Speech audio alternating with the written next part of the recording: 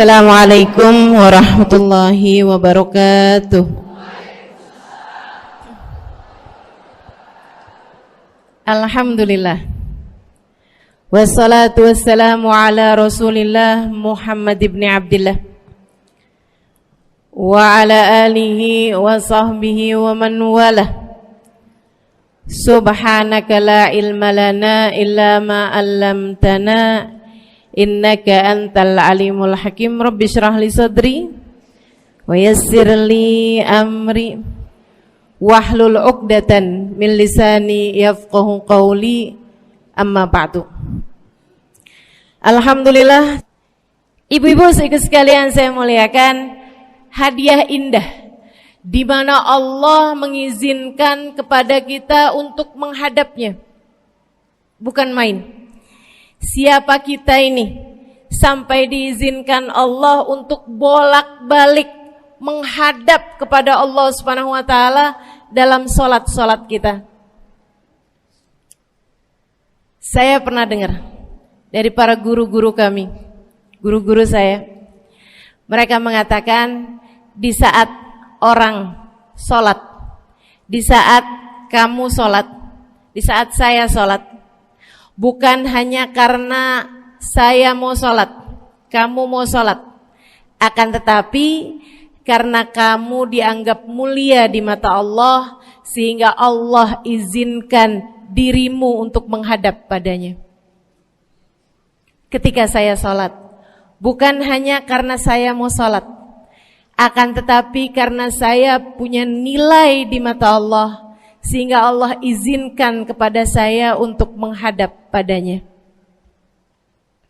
Sebaliknya, ketika kamu tidak mau sholat, bukan hanya karena kamu tidak mau sholat, akan tetapi karena kamu sudah jatuh dalam pandangan Allah, terhina dalam pandangan Allah, sehingga Allah tidak lagi mengizinkan kepadamu untuk menghadap kepadanya.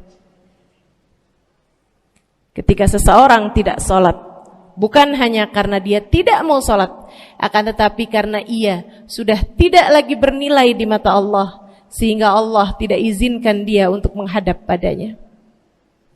Teman-teman, saudariku sekalian yang saya muliakan, kalau bicara tentang sholat nih teman-teman, ada 4 tingkatan, ada 4 kelas. Untuk kamu melihat sholatmu sudah ada di kelas yang mana. Kalau saya boleh bilang kelas teratasnya nih kelas bisnis, oke lah ya. Kelas bawahnya lagi kelas atasnya kelas eksklusif ya, kelas eksekutif. Terus bawahnya lagi kelas bisnis, bawahnya lagi kelas. Tapi ada 4 kelas, bawahnya lagi kelas gerbong. Nggak naik dalam kereta nih ya.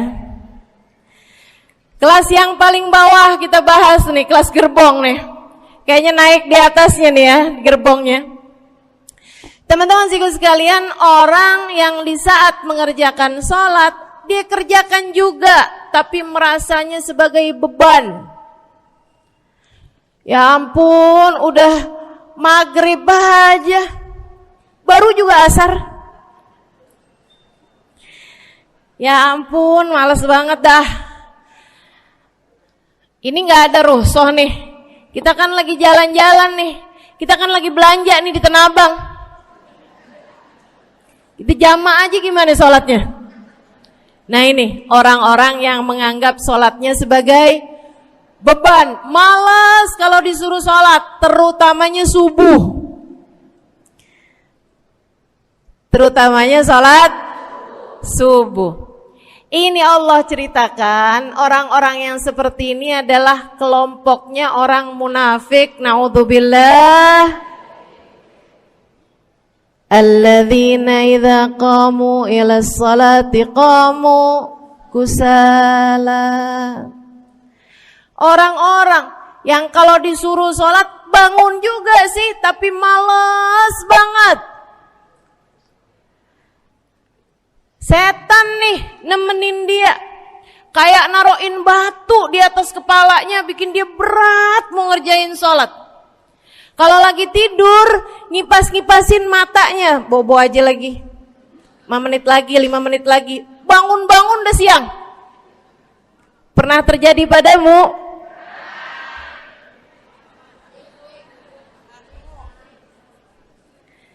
Jemur kunut. Bu, yang dijemur tuh jemuran aja, cucian aja. Jangan sampai jemur kunut. Kunutnya dijemur ya. Ketika ada seseorang yang disampaikan kepada Nabi Muhammad bahwasanya orang itu tidak bangun kecuali sesudah azan subuh, artinya enggak tahajud, artinya enggak bangun di sepertiga malam terakhir, bangunnya sesudah azan subuh. Nabi mengatakan padanya tentang orang itu, Nabi bilang pada para sahabatnya, inna syaitan bala fi udhunih, itu adalah orang yang telinganya dikencingin sama setan. Pada pernah dikencingin setan? Kalau bangunnya habis azan tuh dikencingin setan. Kalau bangunnya udah terbit matahari dikencingin siapa kira-kira? Insyaallah.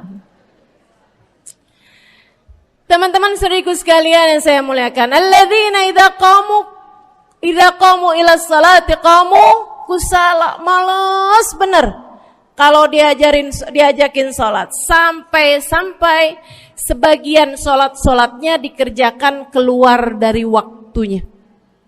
Yang seperti ini masuk dalam firman Allah Subhanahu wa taala, a'udzubillahi minasyaitonir rajim, fawailul lil musallin alladzina an salatihim sahun. Fawailul lil musallin alladzina hum an salatihim sahun. Celaka orang-orang yang salat.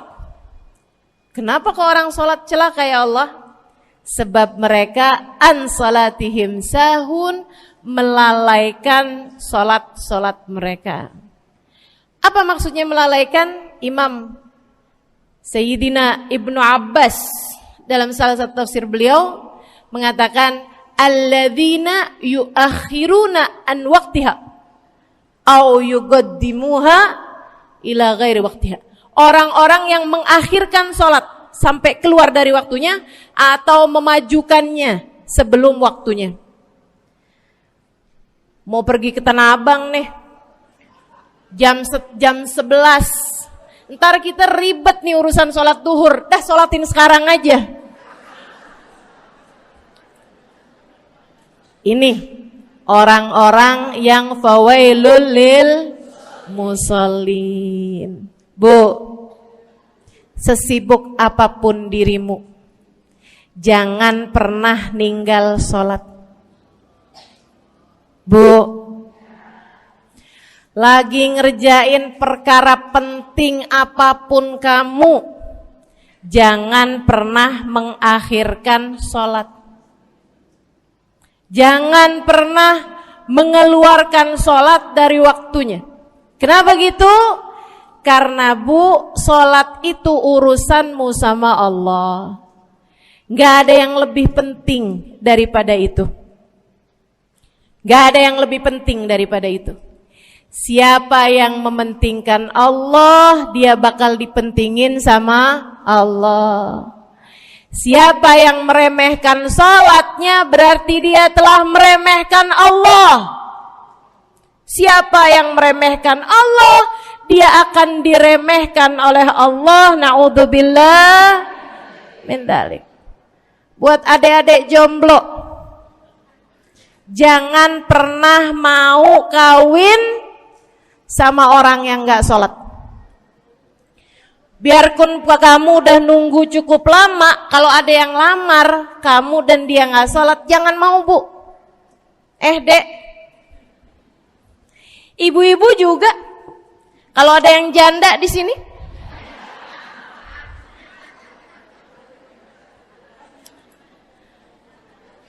terus ada yang lamar kamu, Walaupun di garasinya ada kijang,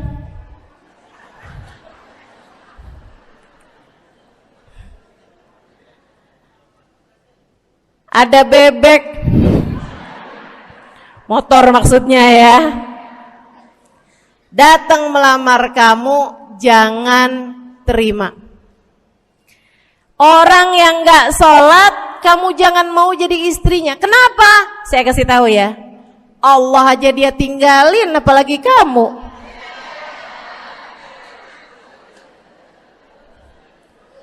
Allah aja dia tinggalin. Siapa yang tidak berguna baginya peringatan Allah, maka tidak akan berguna baginya peringatan dari siapapun. Tapi dia mencintai saya, Ustazah. Dia mencintai saya cinta mati katanya. Sekarang tungguin setahun 2 tahun, cintanya hilang, tinggal matinya. Tapi dia mencintai saya luar biasa, Ustazah. Dia tak sanggup hidup tanpa saya. Itu namanya cinta monyet. Tungguin 2 tahun, cintanya hilang, tinggal. Jangan temenan sama orang gak sholat. Dia telah jatuh di mata Allah. Maka kita pun belajar buat jadi orang-orang yang terus mendaki, terus meraih rahmatnya Allah, terus belajar buat jadi salah satu orang yang dipandang dengan rahmat oleh Allah Subhanahu wa taala. Salah satunya dengan cara kita memuliakan sholat. Kita menjaga sholat. Jagain sholatnya. Jangan masuk kelompok orang yang tadi itu sholatnya menjadi beban. Ini kelompok paling bawah nih. Naik ke kelas ekonomi. Tadi begitu ya? Kelas ekonomi, orang-orang yang sholatnya menjadi sebuah kewajiban. Dia kerjain, dia tahu itu wajib, dia gak akan tinggalin. Tapi sama halnya dengan kewajiban-kewajiban yang lain. Kita nih kalau mikirnya kewajiban, Bu, kalau gak diwajibin lagi seneng. Betul gak? Masih ada kayak beratnya gitu ngerjain sholat. Orang yang sholatnya dianggap sebagai kewajiban. Kayak anak-anak sekolah tuh, wajib pakai seragam, wajib ngerjain PR. Kalau 1 hari, besok enggak wajib pakai seragam. Ada enggak ya pakai seragam? Enggak ada. Enggak ada. Enggak ada yang besoknya dipakai seragam. Terus tanyain, kenapa kamu tetap pakai seragam? Abisnya saya suka sama seragamnya. Enggak ada. Karena mereka menganggap pakai seragamnya adalah kewajiban. Sekolahnya sebagai kewajiban. Jadi giliran besok libur anak-anak, hore gitu. Ada orang-orang yang sholatnya dianggap sebagai kewajiban. Nggak ada yang nambah kalau kewajiban tuh. Sholat sunnah boro-boro, sholat wajib aja kalau bisa dibikin sesingkat mungkin akan dilaksanakan dengan cara yang sesingkat-singkatnya.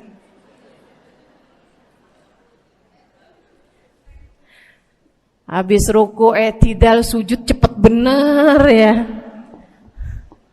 Malaikat raqib sama malaikat atid nih udah tahu aja kalau dia sholat.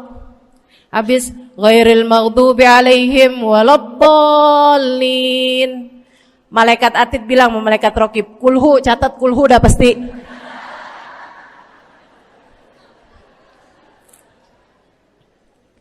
Kulhu aja gak kelar-kelar. Teman-teman saudariku sekalian yang saya muliakan, sholatnya dianggap sebagai sebuah kewajiban. Nggak nambah dengan sunnah, namanya wajib. Kita naik lagi insyaallah.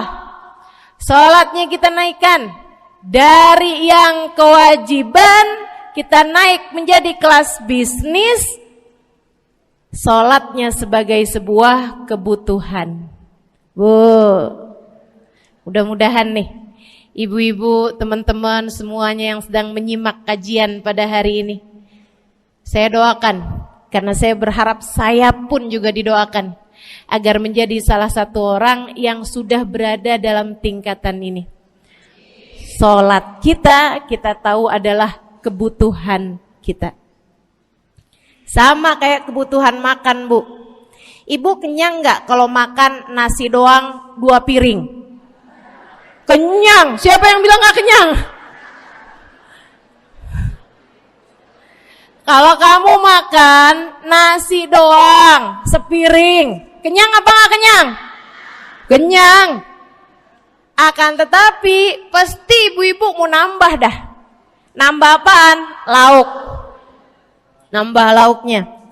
Ada ikan asin, ada sayur asem. Langsung pada lapar nih. Ada sambal. Masya Allah, ada tempe goreng. Udah ibu ya, tetangga lewat kagak nyadar. Masya Allah. Teman-teman sekalian, kita nambah, bahkan udah kenyang pun kita masih cari lagi tambahan. Makanan apa nih yang bisa kita makan? Karena kita tahu makan adalah sebuah kebutuhan kita. Kita perlu sama makan. Kita butuh sama makan. Maka demikian pula dengan orang-orang yang sholatnya sudah dia tahu adalah sebagai sebuah kebutuhan. Cukup sih duhur 4 rakaat, dia nambah. Ada qobliyahnya, ada ba'diyahnya. Jam-jam 9 pagi nggak ada sholat wajib sih, tapi pengen ngemil, ya Bu ya, dengan cara kerjain sholat duha. Malam-malam abisnya isya, ampun mau tidur, ingat katanya Nabi, pesannya kepada Sayyidina Abu Hurairah, wasani habibi, kata Abu Hurairah, an utir qabla an anam. Kekasih saya Nabi besar Muhammad, kata Abu Hurairah, kasih pesan pada saya untuk jangan tidur sebelum sholat witir. Jadi habis kelar sholat isya langsung sambung sama witirnya. Dia tahu sholatnya adalah sebagai sebuah kebutuhan. Kebutuhan. Saya butuh untuk sholat karena saya butuh kepada Allah. Saya perlu sholat karena saya perlu kepada Allah. Saya perlu sholat karena saya tahu urusan saya sebesar apapun saya rasakan adalah kecil dalam pandangan Allah. Saya perlu sholat karena permasalahan dalam hidup saya yang saya rasakan sebesar gunung di atas pundak saya, di atas punggung saya, di hadapan Allah tak sampai seperti setitik debu yang mudah saja untuk dia angkatkan dari kehidupan saya. Maka kita pun menjadikan sholat sebagai sebuah kebutuhan. Lagi sakit, jangan ninggal sholat. Kenapa? Kamu menghadap kepada yang punya kesehatan. Lagi banyak utang, jangan ninggal sholat. Sama, jangan utang lagi. Karena kamu menghadap kepada pemilik segala kekuasaan, pemilik dunia dan akhirat, pemilik semua uang di atas muka bumi ini adalah Allah.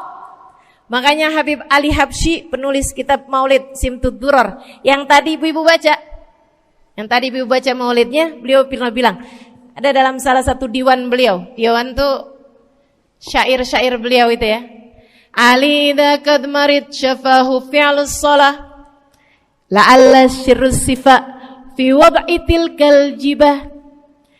Kata beliau, Ali nih kalau lagi sakit, nih Habib Ali ya, beliau tuh padahal punya amal ibadah sangat banyak. Tapi Habib Ali bilang, Ali idza qad marid syafahu fi'lus shalah. Ali nih kalau lagi sakit, sembuhnya sama sholat. Sembuhnya sama sholat. La'alla sirru sifat. Rasa-rasanya memang Allah letakkan rahasia kesembuhan ada pada fi wad'i tilkal jibah, terletakkannya jabhah kita, dahi kita di tempat sujud. Di sana semua permasalahan-permasalahan dalam hidupmu menjadi ringan. Saat kamu meletakkan dahimu di tempat sujud, kamu berbisik lirih kepada Allah, akan tetapi suaramu didengar sama yang punya arsy. Akan tetapi suara bisikanmu didengar segenap malaikat-malaikat yang ada di atas langit. Kemudian mereka mendoakanmu sehingga Allah mengatakan wasjud waqtarib, sujudlah kamu. Posisi sujudmu itu waqtarib akan membuatmu menjadi dekat dengan Allah Subhanahu wa taala. Sujudlah dan mendekatlah kepadaku, kata Allah. Agrab ma yakunul 'abd min rabbih fahuwa sajid, kata Nabi Muhammad. Fa'akthiru fihi du'a faqamin an yustajabulah. Tempat terdekat seorang hamba dengan Tuhannya adalah saat dia sedang sujud. Maka perbanyaklah doa dalam sujudmu, kata Nabi Muhammad. Doamu sangat mungkin diijabah oleh Allah. Apalagi kalau doanya kamu haturkan di sepertiga malam yang terakhir. Saat-saat di mana kebanyakan manusia di sekelilingmu yang lalai berada dalam tidurnya, berada dalam alam mimpinya. Para ulama tuh sampai bilang, Bu, dari kehususannya sepertiga malam yang terakhir, orang yang ngerjain maksiat aja sepertiga malam yang terakhir tuh tidur. Ibu gak pernah tahu orang-orang pulang diskotik jam berapa? Gak tahu ya, sama. Tapi Bu, yang pasti mereka tuh sepertiga malam yang terakhir malah pada pulang, malah pada tidur gitu. Orang maksiat aja itu sama Allah dibuat tidur tuh di jam-jam yang biasanya turun rahmatnya Allah. Allah mau milih nih mana nih hamba-hambaku, pilihan-pilihanku akan aku bangunkan untuk menghadapku. Kemudian Allah Subhanahu wa taala bertanya, hal min mustaghfirin, hal min taib, hal min talibi hajatin faunilahul matalib. Siapa nih di antara kalian yang lagi mohon doa, minta pertolongan, mohon ampunan, akan aku beri, kata Allah Subhanahu wa taala, sebab kalian meminta pada waktu yang paling aku suka. Kalau punya hajat minta. Kapan mintanya? Dalam sujud. Kapan sujudnya? Dalam sholatmu di sepertiga malam yang terakhir. Bu, ngelihat muka-mukanya pada punya hajat banyak-banyak nih. Gimana tahajudnya? Mudah-mudahan Allah jadikan kita salah satu di antara mereka yang menyibukkan diri di sepertiga malam yang terakhir, insyaallah. Sampai-sampai Bu ya, saya tinggal lama di kota Hadramut dulu. Orang-orang di Hadramut, orang awamnya, itu kalau mereka punya anak kecil umur 1 tahun, 2 tahun, 3 tahun tuh, punya anak bayi, balita gitu. Kalau mereka bangun di sepertiga malam yang terakhir, mereka akan membangunkan anak-anaknya walaupun buat main. Alasannya 2. Yang pertama, agar mereka terbiasa bangun di jam-jam segitu. Nantinya kalau besarnya mereka jadi udah kebiasaan bangun di jam segitu, gampang ngerjain tahajud. Alasan yang kedua, ibu-ibu sekalian, agar anugerah, karunia, rahmat, pemberian Allah yang Allah turunkan di sepertiga malam yang terakhir, anak-anak mereka pun berhak untuk mendapatkannya karena mereka tidak sedang dalam keadaan tidur dan dalam keadaan berjaga. Kan kebalik sama orang kita. Anak-anak kita, cucu-cucu kita kalau bangun jam segitu kita tidurin lagi, masih malam nak, masih malam. Mama masih ngantuk nak. Masya Allah. Ibu, saya punya ibunya guru saya. Saya punya guru salah satunya dan yang tercinta di hati saya, Sayyidil Habib Umar bin Hafid. Guru saya. Beliau punya ibu namanya Hubabah Zahra. Almarhumah, baru meninggal masa-masa deket pandemi. Ya Bu ya, baru aja beberapa tahun silam meninggalnya. Itu ibu-ibu sekalian punya anak kalau nggak salah 12. Kalau nggak salah 12 anak beliau. Laki-laki 5. Kalau saya nggak salah ya, mohon maaf kalau saya salah. Kemudian yang perempuan 7. Semuanya soleh-solehah. Semuanya Bu, jadi orang-orang yang luar biasa, yang terutamanya anak yang pertama yaitu Habib Ali Masyhur, jadi mufti pada zamannya di Kota Tarim. Sampai wafatnya beliau masih sebagai mufti. Mufti itu Bu, permasalahannya umat semuanya ada di meja beliau untuk beliau selesaikan. Anak yang laki-laki yang paling kecil, Habib Umar bin Hafid, menjadi kita tahu semuanya ya, orang soleh, ulama, waliullah. Ibu-ibu sekalian, kita mau tahu nih, anak-anak soleh-solehah semacam itu ibunya kayak gimana gitu. Karena Bu, mohon maaf, walaupun memang Nabi Nuh, nabinya udah soleh, anaknya gak soleh, kan begitu ya?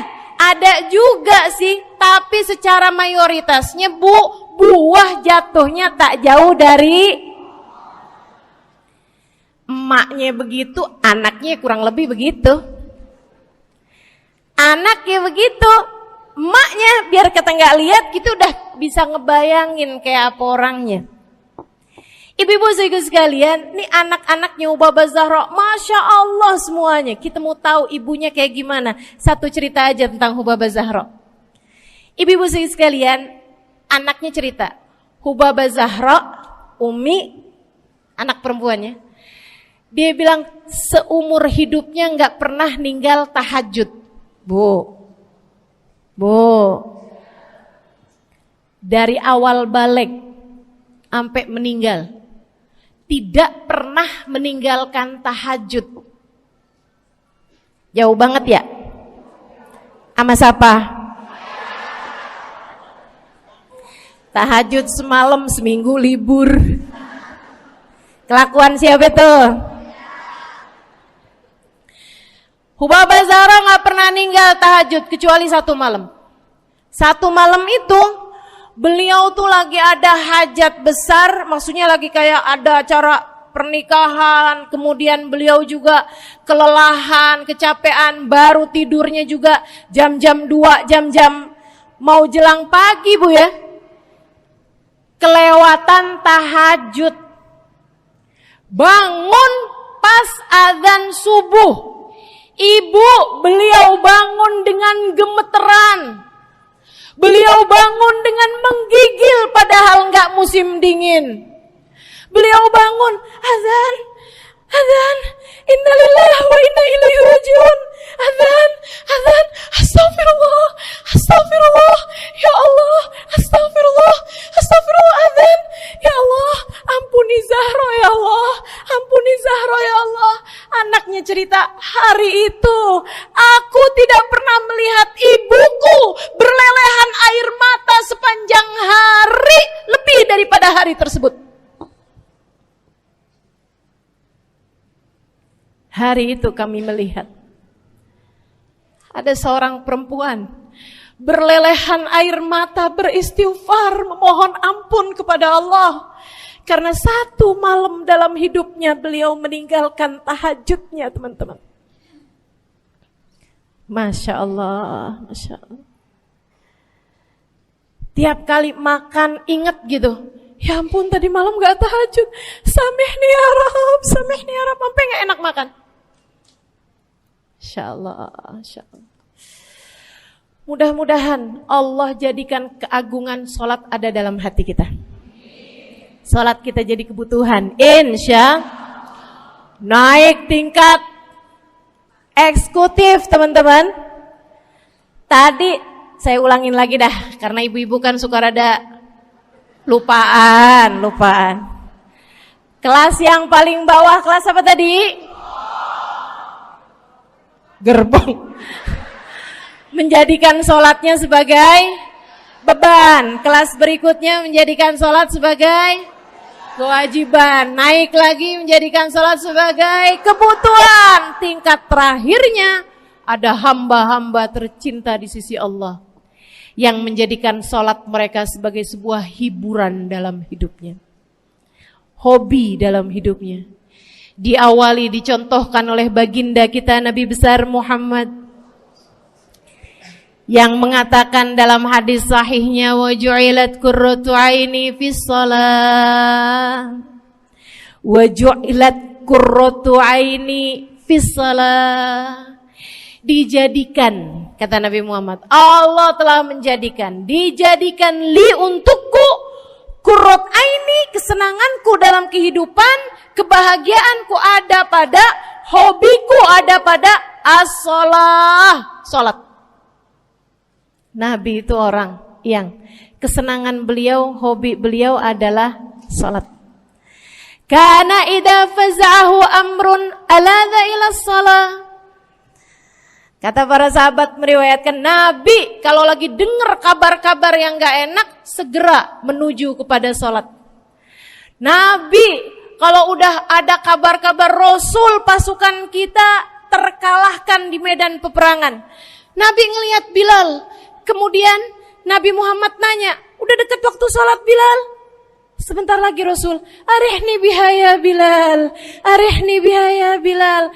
Yuk Bilal, sampaikan diri saya Bilal, tolong hibur diri saya Bilal. Segera azan dan kita akan sholat bersama-sama wahai Bilal.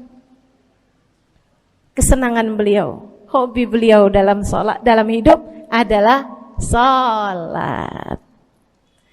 Teman-teman saya sekalian, bukan hanya Nabi Muhammad, tapi para sahabat-sahabat Nabi Muhammad, tapi para tabi'in, para tabi'it tabi'in. Saudaraku sekalian saya muliakan, Sayyidina Umar bin Khattab alaihi ridwanullah, kana idza ja'ahu hal, apabila beliau dalam keadaan hatinya lagi khusyuk, hatinya lagi nyambung banget sama Allah Subhanahu wa taala, kalau mau salat sunnah manggil orang. Beliau salat dalam masjid, ada orang mau salat sunnah, ada orang lagi baca Quran dipanggil sama beliau. Kamu saya bayar ya. Kamu duduk sebelah sini saya nih, baca Qur'annya deketan saya sini, kamu saya bayar. Buat apaan wahai Sayyidina Umar? Buat negur saya, ngingetin saya lagi sholat nih. Oh gak usah dibayar Tuan. Yaudah kalau gitu kamu duduknya sebelah sini ya. Tugas saya apa Tuan? Kalau kamu lihat saya sholat berdirinya kelamaan, ingetin saya buat ruku. Kalau kamu lihat ruku saya kelamaan gak bangun-bangun, ingetin saya buat bangun. Kalau kamu lihat sujud saya kelamaan, ingetin saya buat duduk. Karena saya sekarang ini kalau lagi berdiri baca Al-Quran, lupa buat ruku. Dari nikmatnya bacaan Quran beliau. Baik Tuan. Sholat, baca Fatihah, habis itu baca Quran. Surat Al-Quran, dapat selesai satu, kok masih enak. Baca lagi, masih enak lagi, baca lagi. Yang sebelah beneran nih gak ruku-ruku. Beliau berdiri kemudian bilang, Tuan ruku. Gak kedengeran. Beliau berdiri deketin telinganya, Tuan ruku. Belum kedengeran juga. Ruku. Allahu Akbar.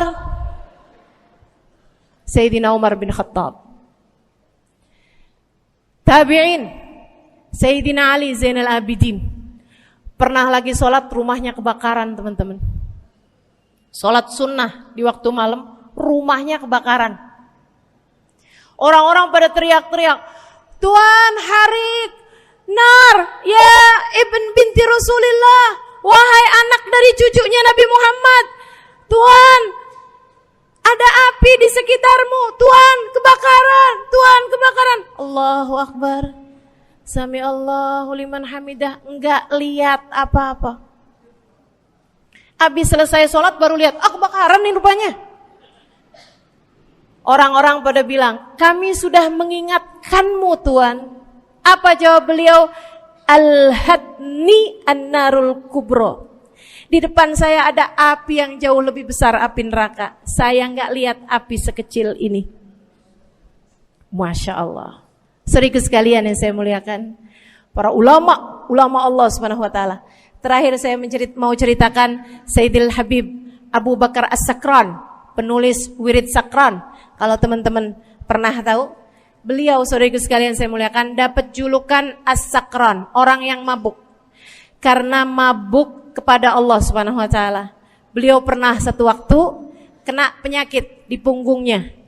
Beliau kemudian tanya sama dokter, kata dokter, wah ini nih penyakit mesti diangkat, mesti dioperasi. Ya udahlah, operasiin saya. Disuguhin 1 gelas khamr di waktu yang telah ditetapkan untuk jadi waktu operasi. Apa ini? Khamr, minuman keras. Zaman itu belum ada obat bius. Dia bilang, ini buat apa? Khamr ini Tuhan, minuman keras ya, agar engkau nggak sadar. Jadi enak gitu kita ngoperasinya. Dia bilang, saya mau dengan kesehatan saya kepengen ngerjain taat kepada Allah. Saya nggak mau. Saya dapetin kesehatan saya dengan cara mengerjakan yang diharamkan Allah, yaitu minuman keras. Saya nggak perlu ini. Waduh, kalau gitu nggak bisa dioperasi Tuhan. Kenapa soalnya? Ya nanti kan kesakitan, nanti susah operasinya gitu. Oh gampang.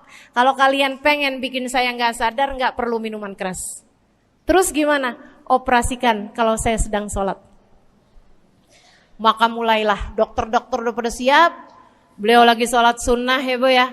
Allahu Akbar gitu. Mulai dokter buka baju belakangnya. Mulai Bu digunting kulitnya, digergaji tulangnya. Beliau Bu mukanya meringis saja enggak.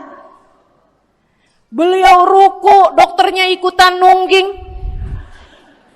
Beliau sujud, dokternya ikutan menunduk juga. Beliau sholat nikmat banget. Sampai beliau selesai dari sholat, beliau nanya sama dokter-dokternya, kenapa gak nurut tadi tuh waktu saya sholat mestinya operasi. Kata dokter, udah selesai Bib dari tadi. Masya Allah. Radiyallahu ta'ala anhum wardahum. Ini bukan kelas-kelas kita. Saya cuma ceritain aja sama ibu-ibu. Bukan berarti ibu-ibu nanti pas waktu sakit bilang sama dokter-dokter gak usah dibius. Beda hati Bu, beda hati.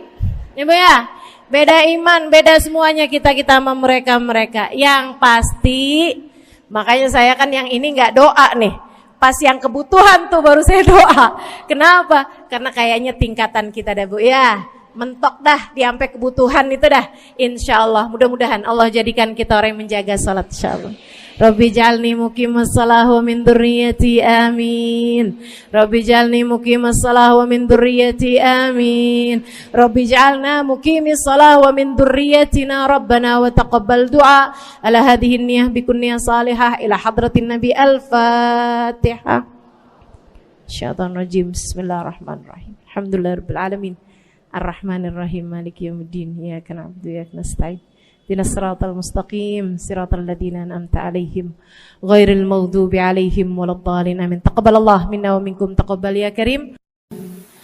Sama-sama kita hormati, kita sayangi segenap keluarga besar dari Majelis Ta'lim Raudhatul Aliyah di bawah pimpinan Ibu Ayu Komaladewi Kita doakan semoga beliau beserta segenap keluarganya senantiasa dalam limpahan rahmat ridha Allah Subhanahu wa taala.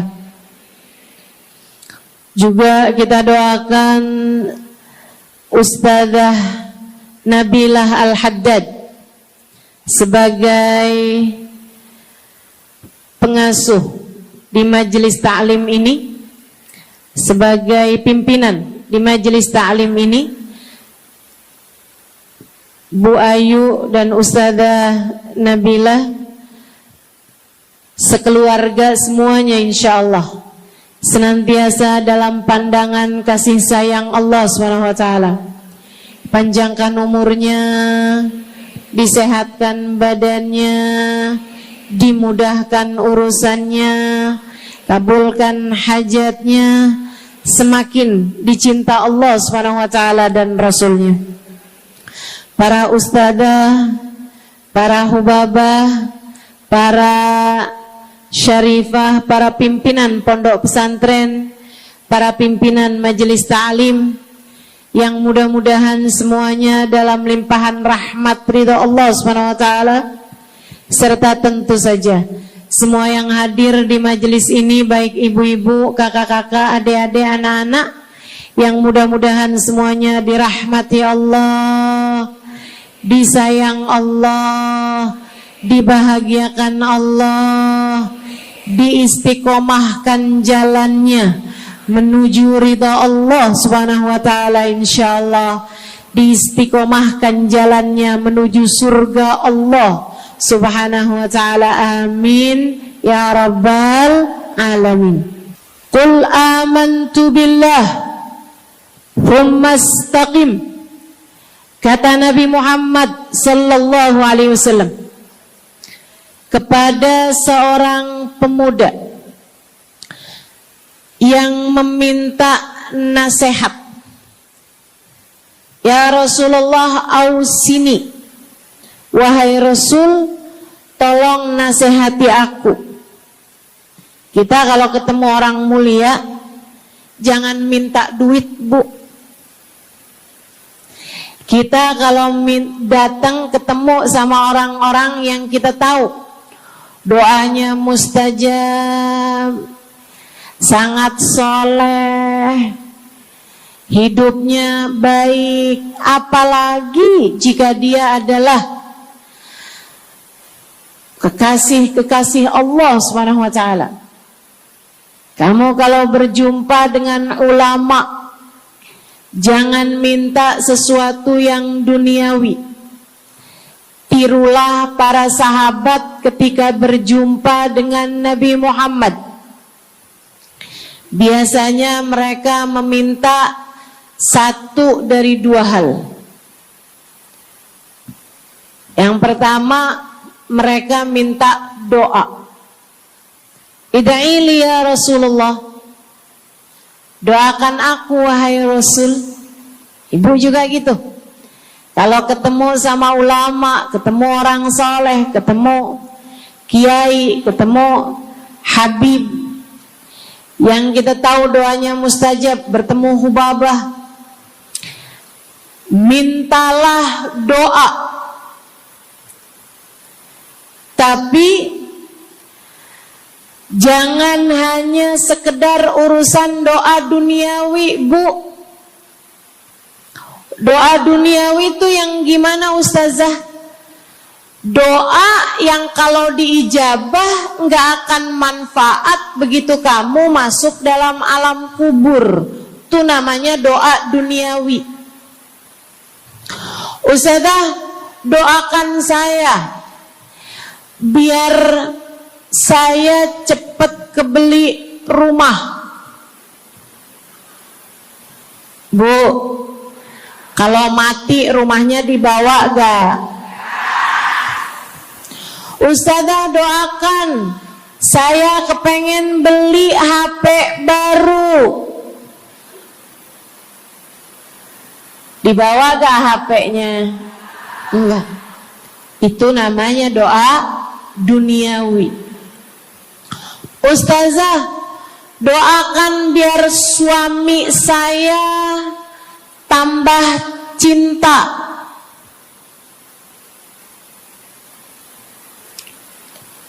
Kalau mati suaminya dibawa gak Bu? Walaupun kamu mau, dia gak bakalan mau Bu. Sesuatu yang sifatnya duniawi. Ustazah, doakan biar anak saya soleh. Duniawi apa bukan? Bukan. Sebab kesolehan anak akan jadi tambahan bekal bagimu ketika kamu masuk dalam alam kubur. Jadi gak boleh nih Ustazah doa urusan duniawi atau minta didoakan urusan-urusan duniawi. Boleh, tapi jangan cuma itu. Nanti takutnya kamu nyesel. Kalau selama di dunia kamu doanya hanya untuk urusan dunia, takutnya begitu masuk dalam kuburan sudah tidak ada lagi doa yang akan Allah ijabah untukmu ketika kamu ada dalam alam kubur nanti. Sayang. Jadi kalau doa, prioritaskan urusan akhirat. Insya saya berasa banget jadi orang yang sering dimintain doa, sekaligus juga sering minta doa. Saya kalau ketemu orang soleh, ketemu habaib, ketemu hubabah, saya akan minta doa, gak pernah minta duit saya. Ida'ili ya hubabah, ida'ili ya habib. Serius sekalian,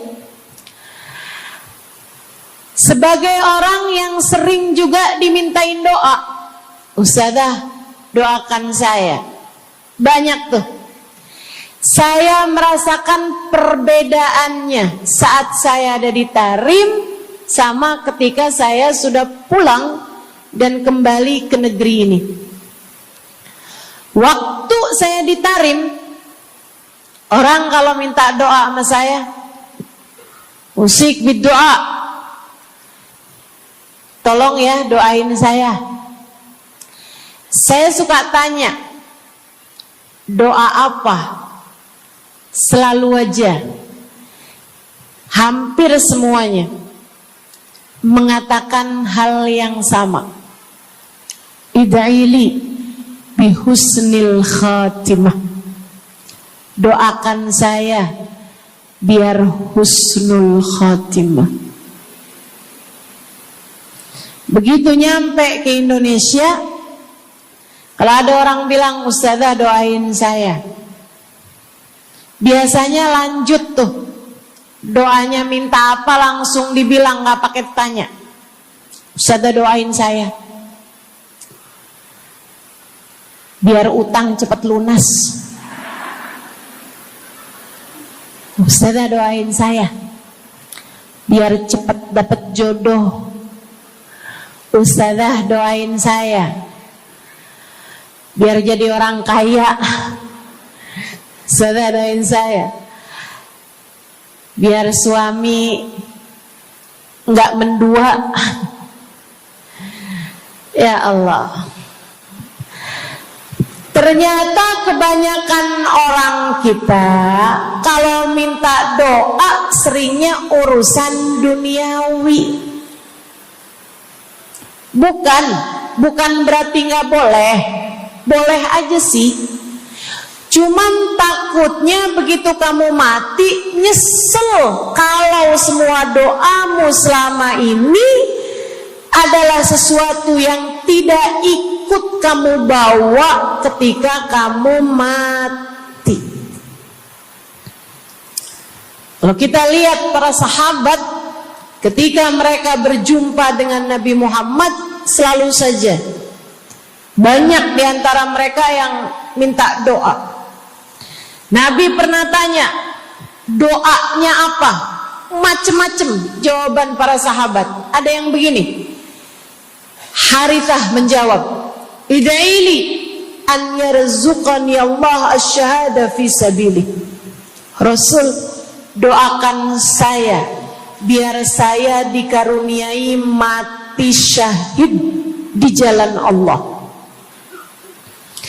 Ada lagi yang lain doanya, ya Rasulullah, id'ili an yarzuqani Allah murafaqatan bika ya Rasulullah. Doakan biar saya nanti di masa sesudah kematian saya, di masa akhirat nanti bisa mendampingimu wahai Rasulullah, bisa berjumpa denganmu wahai Rasul, bisa ada dalam rombonganmu wahai Rasulullah. Doa-doa yang sangat ukhrawi, doa-doa yang sangat akhirat, karena mereka sudah faham tujuan hidup sesungguhnya adalah mencari ridha Allah Subhanahu wa ta'ala. Tujuan hidup sesungguhnya adalah bergerak menuju surga Allah Subhanahu wa ta'ala.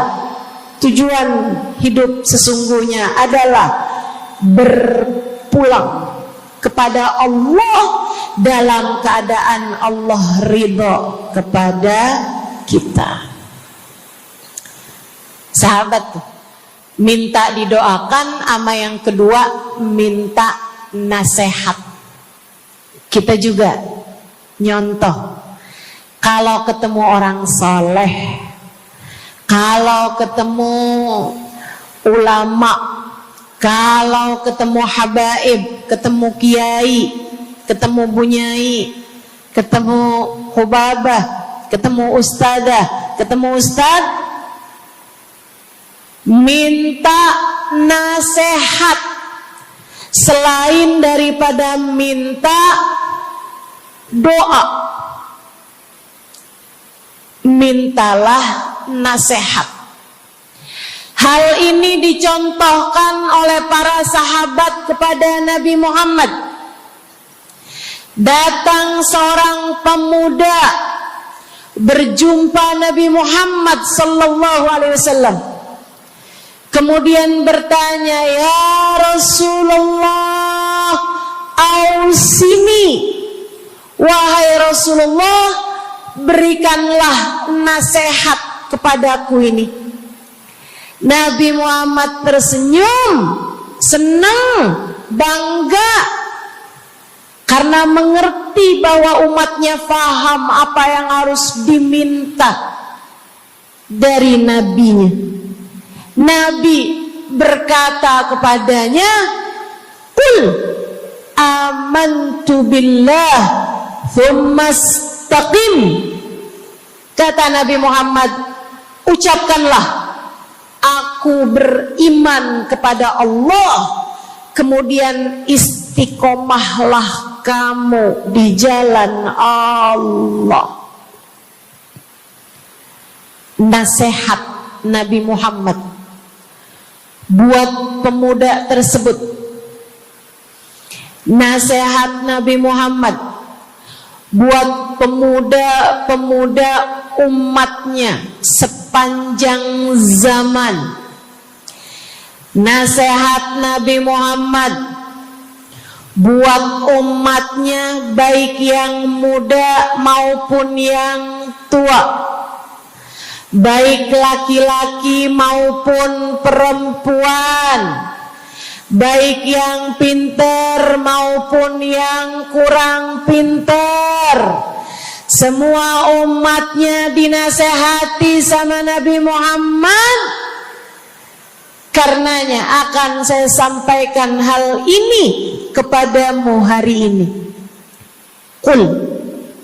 Quli, ucapkanlah, amantu billah, aku beriman kepada Allah. Tsumastaqimi, kemudian istiqomahlah kamu, wahai saudariku, di jalan Allah. Katakanlah, aku beriman kepada Allah. Kemudian istiqomahlah. Istiqomahlah.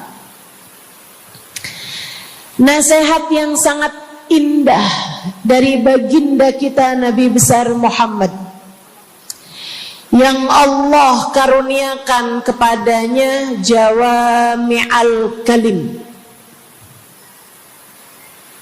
dapat selalu berbicara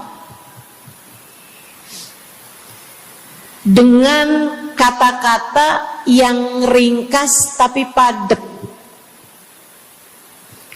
Nabi itu ucapannya ringkas tapi padat. Nggak kayak saya, Bu, udahlah panjang dan ya, mudah-mudahan Allah jadikan ucapan-ucapan kita jadi kalimat-kalimat yang akan membawa kita menuju surga. Jadi ucapan-ucapan yang akan bawa kita menuju ridha Allah Subhanahu wa taala. Ibu-ibu, kita sama-sama belajar biar kalau ngomong itu enggak panjang-panjang, akan tetapi bermutu, berkualitas. Terutama Bu, ibu kalau ngomong sama anak-anak ibu, kadang-kadang panjang bener. Padahal itu aja, anak sampai hafal. Iya mah, katanya gitu. Betul gitu? Nabi kalau ngomong pendek aja tapi penuh makna. Nabi kalau bicara seringkali nggak panjang-panjang tapi sangat berarti. Satu hadis beliau saja bisa disyarahkan, diberi keterangan, hingga bahkan berkitab-kitab banyaknya. Ibu-ibu sekalian, salah satu dari ucapan ringkasnya Nabi Muhammad, amantu billah, kata Nabi, qul amantu billah, tsumastaqim, ucapkanlah, aku beriman kepada Allah, kemudian istiqomahlah di jalan Allah. Apa itu istiqomah? Lurus, jangan belok-belok. Lurus, jalan terus. Jalannya adalah jalan yang lurus. Itu yang selalu kita minta dalam tiap rakaat sholat kita. Kita berdoa kepada Allah, ihdinas siratal,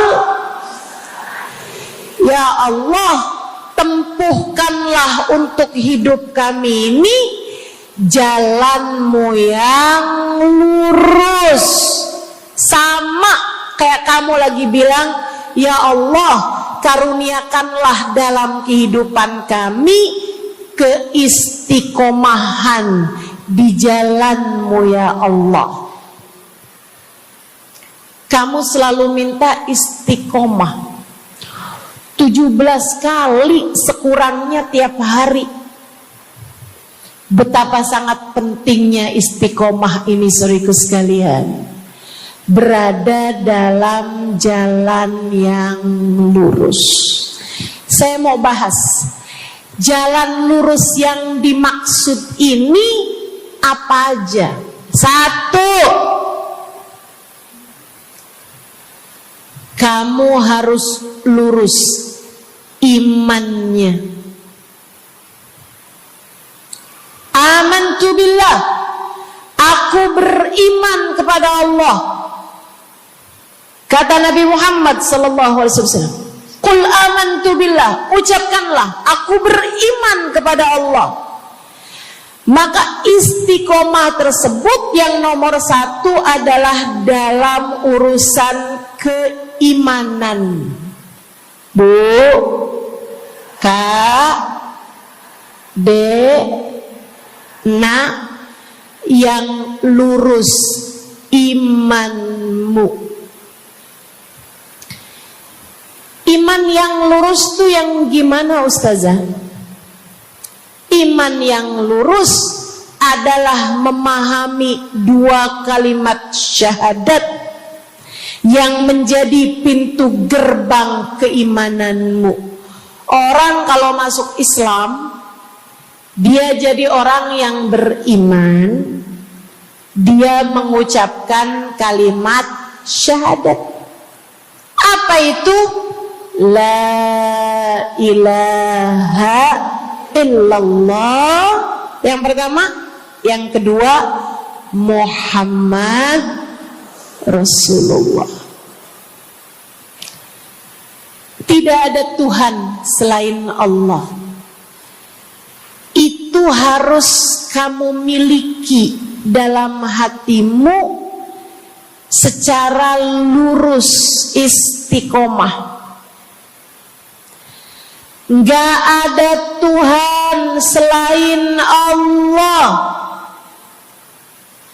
Jangan hari ini Tuhannya Allah, besoknya Tuhannya duit. Apapun aja yang disuruh sama duit, yang ada duitnya, yang haram-haram pun diterjang.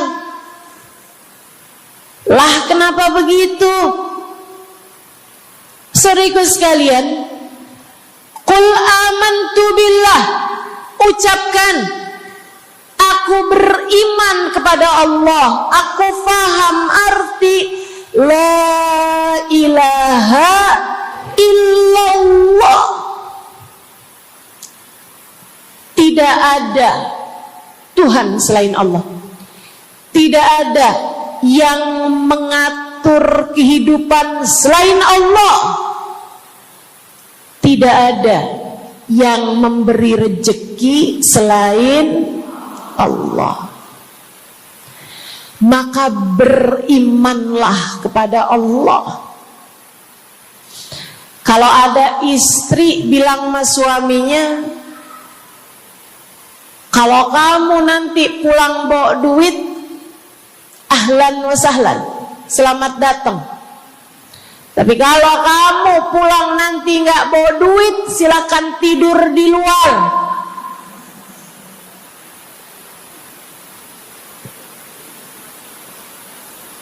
Kamu sepertinya kurang beriman. Kamu lupa bahwa pemberi rezeki bukan suamimu, melainkan yang ngasih rezeki itu cuma satu, Bu. Namanya bukan pekerjaan, bukan atasan, bukan pemerintah. Yang ngasih rezeki cuma Allah Subhanahu wa ta'ala. Maka berimanlah atas hal itu. Jangan nyalahin si ini, nyalahin si itu. Imanmu benerin. Imanmu benerin. Banyak orang saya liatin itu suka pada repot urusan rezeki.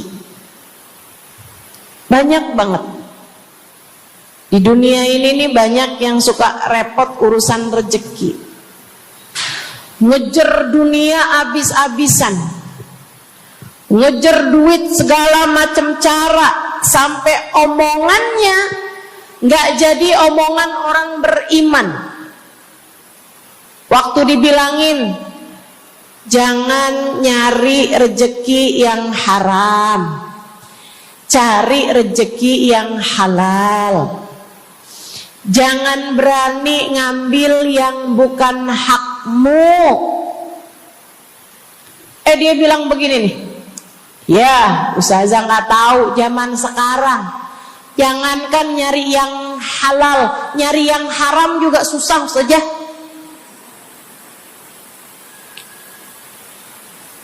Itu omongan orang nggak beriman. Kamu mesti ngerti dulu, kalau yang kamu minta adalah urusan rezeki, dengerin. Kalau yang kamu minta urusan rezeki, kamu harus datang kepada alamatnya. Yang sering kali membuat kamu setengah mati urusan rezekimu, sampai mau-maunya menghinakan diri, minta-minta sama orang, berharap dari orang. Seorang ibu berharap dari anaknya, seorang istri berharap dari suaminya. Saudariku sekalian, yang sering kali membuat kamu tersiksa urusan rezeki adalah karena kamu salah alamat. Kamu salah alamat. Kamu sedang tersesat jalan. Kamu sedang salah arah. Makanya jadinya kemana-mana kamu nggak nemu. Orang alamatnya aja salah. Ini kalau kamu mau ke Kubah Mas, tapi kamu perginya ke Taman Mini, nyampe apa nggak nyampe? Dapat apa enggak majelisnya? Nggak dapat. Kenapa? Salah alamat. Yang dicari Kubah Mas, kamu perginya ke Keong Mas. Nggak nyampe, nggak dapat. Saya kasih tahu padamu, alamat rezekimu ada pada Allah. Alamat rezekimu ada pada Allah. Alamat rezekimu ada pada Allah. Maka berimanlah kepadanya, fahamilah arti la ilaha illallah. Tidak ada Tuhan kecuali Allah. Gak ada yang ngasih rezeki selain kamu. Lagi sakit, kamu mau nyari obat, saya kasih tahu alamat obatmu. Alamat yang bisa menyembuhkanmu hanya satu, namanya urusan rezeki. Allah sudah bilang, huwar razzaq dzul quwwatil matin. Allah lah satu sang pemberi rezeki. Allah lah satu sang pemilik kekuatan sejati. Jadi kamu kalau mau nyari rezeki, datanglah ke alamatnya, datanglah kepada Allah. Kamu lagi mau nyari kesehatan, jangan salah alamat. Datanglah kepada sang pemilik kesehatan. Alamatnya yaitu Allah yang telah mengatakan, fa idza maridtu fa huwa yashfin. Katanya Nabi Allah Ibrahim, apabila saya sakit, maka hanya Allah lah yang maha menyembuhkan. Berarti nggak boleh pergi ke dokter gitu Ustazah? Silahkan pergi ke dokter, pergi ke apotik, datang kepada orang yang doanya mustajab, minta didoakan. Tapi semua hanyalah sebab, semua hanyalah wasilah. Sang penyembuh sejati adalah Allah. Saudariku sekalian yang saya muliakan, kalau kamu merasa saya lemah Ustazah, gak punya kekuatan, kalau kamu merasa saya bodoh Ustazah, saya tidak mengerti di mana alamat ilmu, di mana alamat pengetahuan. Bu, Kak, Nak, anak-anak nih yang masih lagi belajar di pondok pesantren, yang masih lagi belajar di mana-mana, saya kasih tahu padamu, alamat ilmu ada pada Zat yang Maha Satu, namanya Allamal insana malam ya'lam. Allah lah yang mengajari manusia apa yang tidak dia ketahui. Pengen dapat ilmu, datanglah kepada Allah.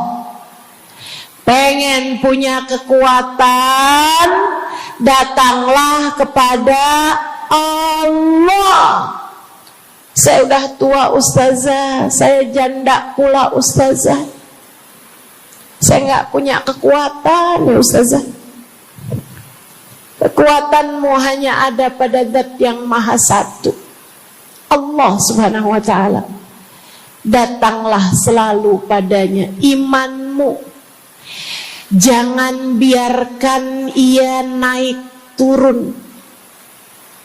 Imanmu biarkan ia kokoh di dalam hatimu. Jangan percaya kalau ada yang bilang kekuatan ada pada uang. Jangan percaya. Percaya hanya satu aja, kekuatan ada pada Allah.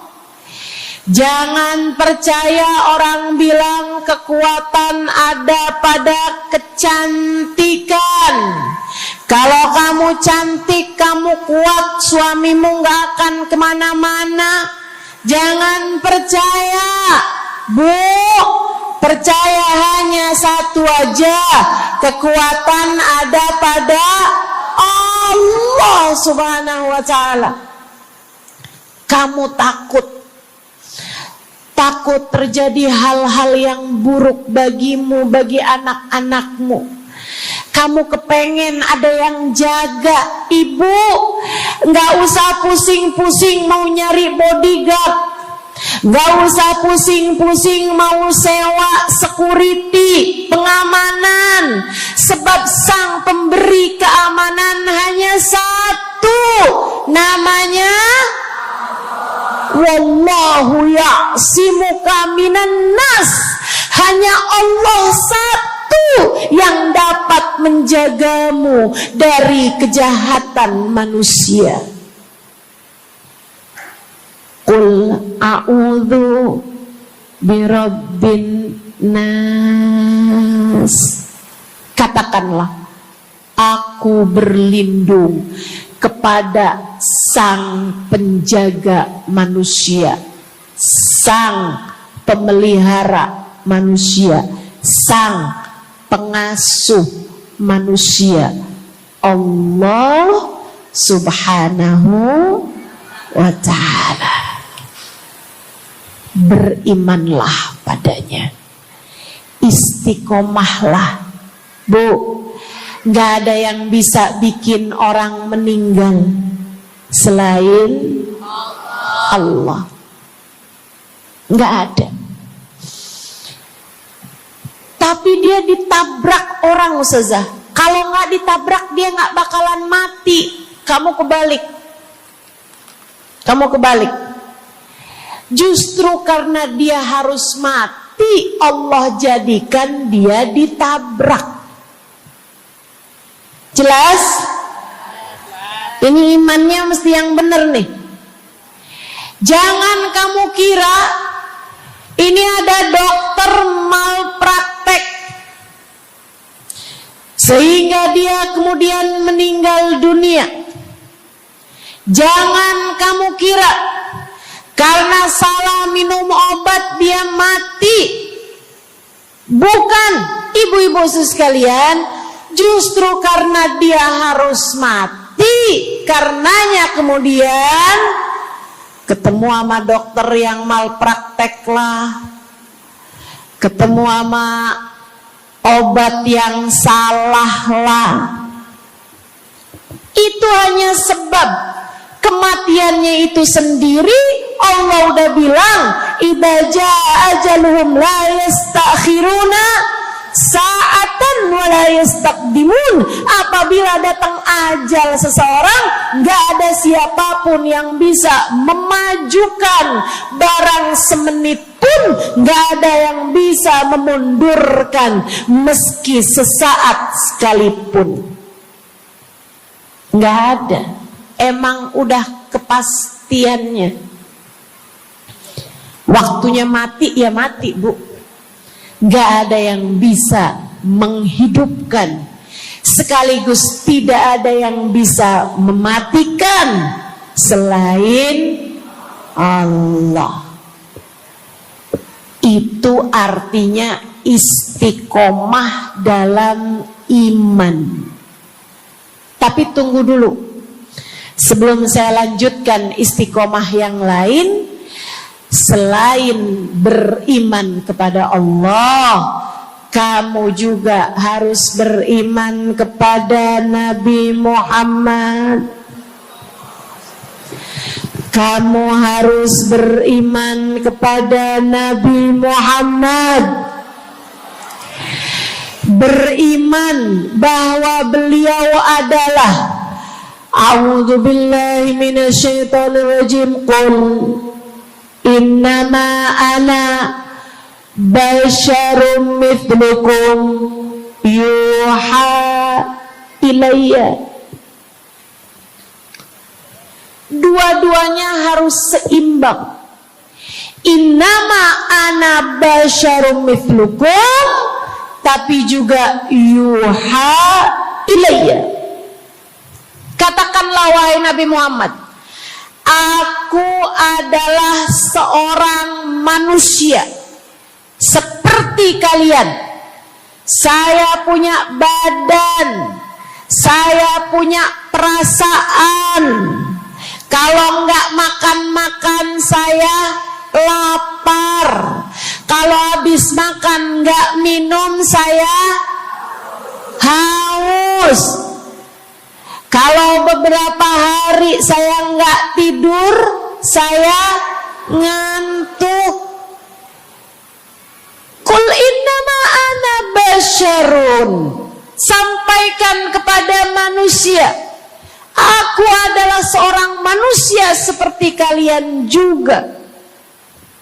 Ama anak cinta, lama nggak ketemu sama istri, kangen. Katakan wahai Nabi Muhammad, ana basyarum mithlukum, saya manusia seperti kalian juga. Kalau ada yang disayang kemudian meninggal, sedih. Karena Nabi adalah seorang manusia. Tapi tunggu dulu, beliau tidak hanya sekedar manusia, Itu adalah satu sisi kehidupan Nabi Muhammad.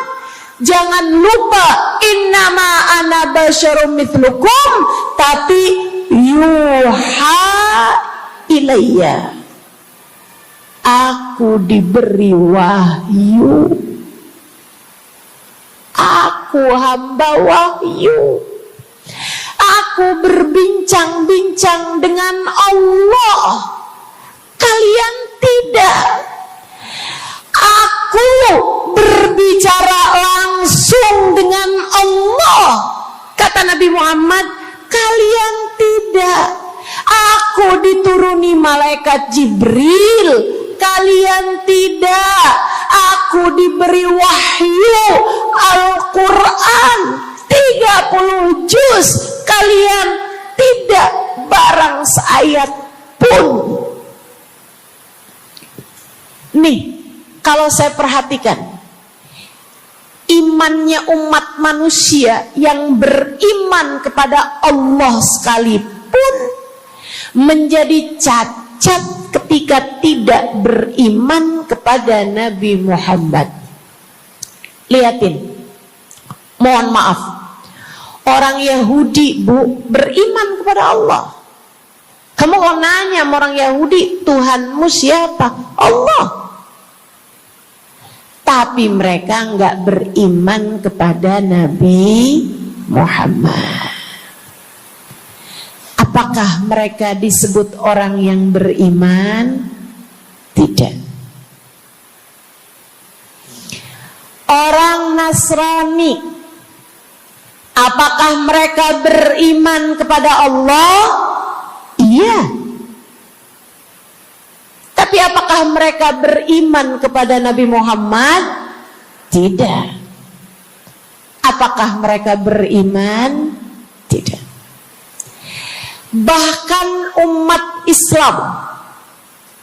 Islam ada yang mempercayai sesudah Nabi Muhammad ada nabi yang lain, namanya Mirza Ghulam Ahmad, sehingga mereka menyebut agama mereka Islam, tapi agama Islamnya pakai ada kelanjutannya, Islam Ahmadiyah.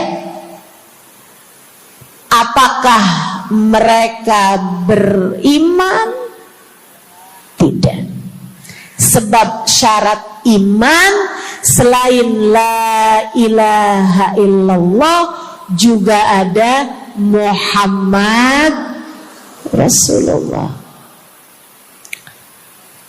Bahkan Bu, ada banyak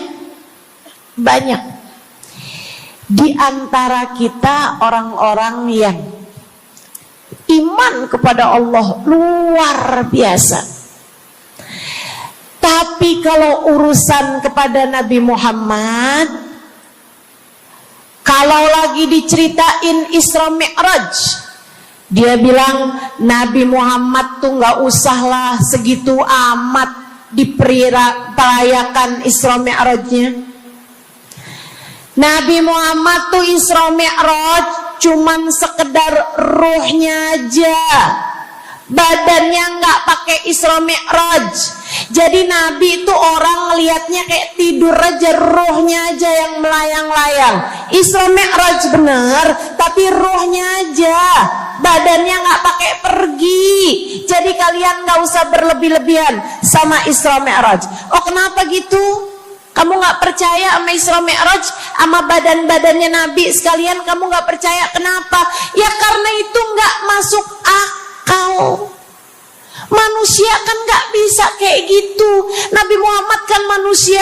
Kamu lupa bahwa Nabi walaupun manusia, beliau adalah yuha ilayya, beliau adalah hamba wahyu. Ketika diceritakan tentang mukjizatnya Nabi Muhammad yang bisa memperbanyak makanan, bahkan ada ghazal, ada rusa yang berbicara dengan Nabi Muhammad, ada unta yang sujud kepada Nabi Muhammad, ada pohon yang datang kepada Nabi Muhammad dengan mencabut akarnya, kemudian berjalan dengan akarnya menuju Nabi Muhammad. Ketika dipanggil, kemudian sujud pohon tersebut kepada Nabi Muhammad sallallahu alaihi wasallam dan bertanya, "Mengapa engkau memanggilku wahai Nabi?" Dia nggak percaya, nggak masuk di akal. Itu hanyalah dongeng.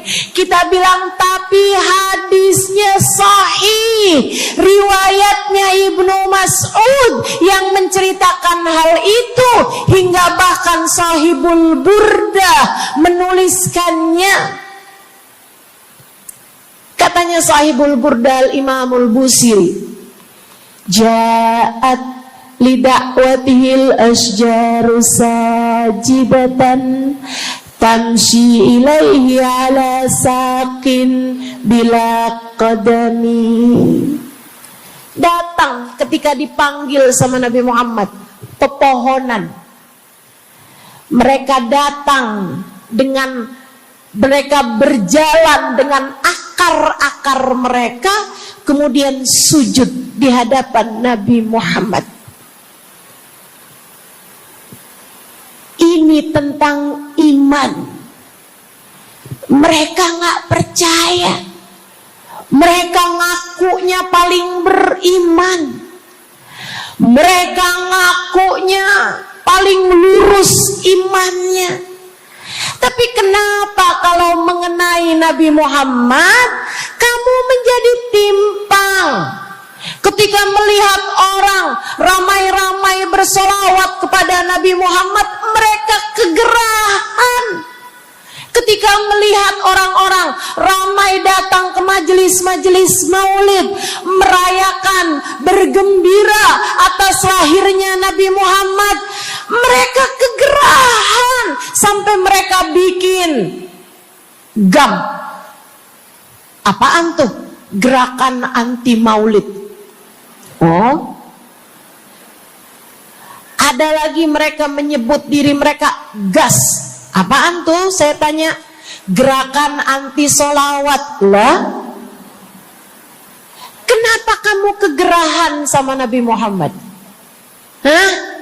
Kenapa kamu ngerasa kayak takut banget umat begitu cinta sama Nabi Muhammad? Ada apa denganmu?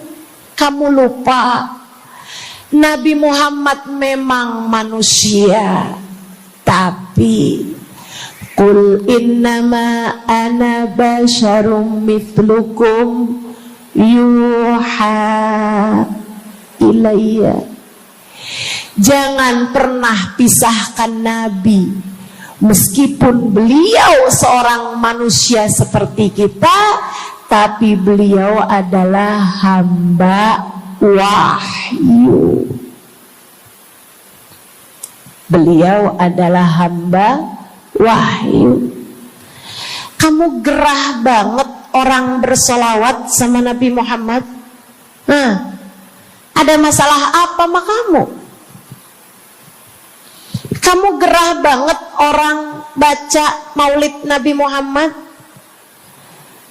Bahkan ada orang-orang yang ngaku paling Islam, tapi gerah banget ngelihat orang berziarah ke makam Nabi Muhammad. Ada masalah apa sama kamu? Yang bermasalah bukan kami umat Nabi Muhammad. Yang bermasalah adalah imanmu. Sebab ketika kita diminta beriman kepada Nabi Muhammad, jangan hanya fokus kepada kemanusiaan Nabi Muhammad, fokuslah pula kepada beliau sebagai hamba wahyu. Saudaraku sekalian yang saya muliakan, istiqomah dalam iman. Beriman kepada Allah, beriman kepada Rasulullah. Cinta kepada Allah, cinta kepada Rasulullah. Cinta kepada Rasulullah, cinta kepada keluarga